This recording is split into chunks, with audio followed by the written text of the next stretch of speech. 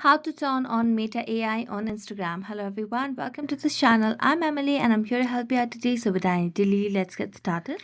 So first of all, launch the Instagram application on your device and then select on the DM section, which is at the top right corner of the screen over here. So tap on it and then select on any of the chat over here. Now on the message box, what you simply have to do is just tap on @ and then mention Meta AI. And as you type on this mention, you just have to send it over here. Now this will be sent as a silent notification where the other person will not get a notification and you'll be able to use or turn on the Meta AI on Instagram.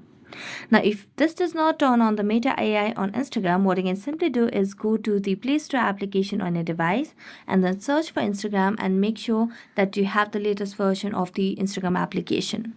As you can see, I have the latest version of the application. So I'm just going to go back and use the Meta AI on Instagram, which I have just turned on. So thank you so much for watching this video. See you next time.